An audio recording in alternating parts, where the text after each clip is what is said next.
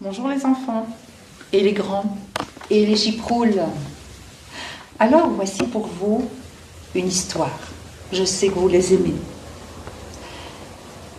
La souris des villes et la souris des champs. Comment ça? On ne dit plus souris, on dit chiproule. Bah, dites, vous avez attrapé la grosse tête, vous, depuis que vous êtes devenus des vedettes? Des stars. Bon, allez. D'accord. La souris des villes et la chiproule des champs.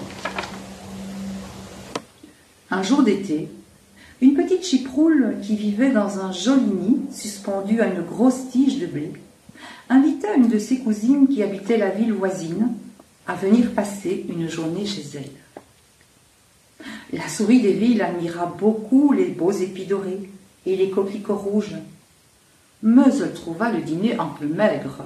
« Comment ?» dit-elle. « Tu n'as à manger que des grains d'orge et quelques racines. Mais ce n'est pas vivre, ça. Moi, tous les jours, j'ai toutes sortes de bonnes choses à grignoter. Allez, viens me rendre visite un de ces jours, et tu verras. » La petite chiproule des champs fut très contente de cette invitation. Et dès la semaine suivante, elle mit son plus beau foulard et se rendit à la ville, chez sa cousine, qui logeait dans une bien belle demeure. Sa cousine la reçut très bien et la mena d'abord dans le placard de la cuisine. Là, sur la planche d'en bas, il y avait un pain de sucre blanc. La souris des villes fit un petit trou dans le papier avec ses dents, et toutes les deux se mirent à grignoter.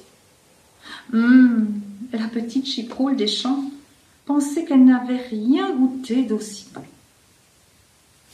Quand tout à coup, la porte du placard s'ouvrit brusquement. C'était la cuisinière qui venait chercher de la farine. « Vite, vite, sauvons-nous !» chuchota la souris des villes. Et toutes les deux s'échappèrent par le petit trou d'où elles venaient. La chiproule des champs était toute tremblante. Mais l'autre lui dit « Allez, ce n'est rien, cool, elle va s'en aller, et nous y retournerons. » Un peu plus tard, les souris revinrent, et cette fois, elles grimpèrent tout en haut, sur la planche où se trouvait un bocal plein de pruniers, qu'elles se mirent à gronger goulûment. C'est encore meilleur que le sucre. Mais tout à coup, on entendit un grattement à la porte du placard. Miaou! Mais qu'est-ce que c'est que ça encore? Demanda la chiproule des champs. Chut, viens, dit sa cousine en courant vers le trou, où sa camarade la suivit aussi vite qu'elle put. Et quand elles furent hors de danger, la souris des villes lui dit « C'est Mistigris, le gros chat de la maison. Il n'a pas son pareil pour attraper les rats et les souris. Et s'il t'attrape, tu finis aussitôt dans son estomac. Mais c'est terrible! Moi, je ne retourne plus dans le placard. Allez, viens, je vais te mener à la cave. Il y a quelque chose de délicieux là-bas. Tu vas te régaler. Surprise. » Les deux amies descendirent à la cave. Et dans une vieille armoire, elles virent des rangées de fromages de Hollande. Il y avait aussi des chaînes de saucissons, des sachets de pommes sèches et bien d'autres choses encore. Que cela sentait bon. La petite campagnarde courait de tous les côtés, grignotait un bout de fromage par-ci, un bout de saucisson par-là. Elle ne savait où donner de la tête. Jamais elle n'avait vu autant de nourriture.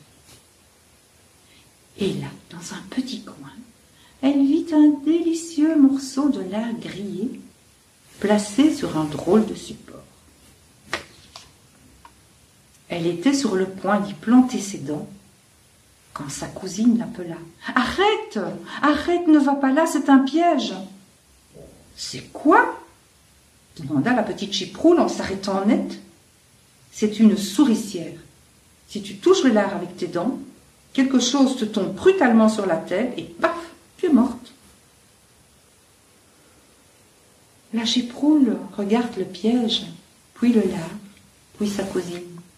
Tu sais, avec ta permission, je pense que je vais m'en retourner chez moi à la campagne. Je préfère encore n'avoir à manger que du blé et des racines et être bien tranquille, plutôt que d'avoir du sucre, du fromage et même des pruneaux, et d'être effrayée tout le temps et risquer de mourir à tout instant. Ainsi, la petite chiproule des champs rentra chez elle, et elle y resta paisiblement jusqu'à la fin de ses jours. C'est une histoire de Sarah Cohn Bryant.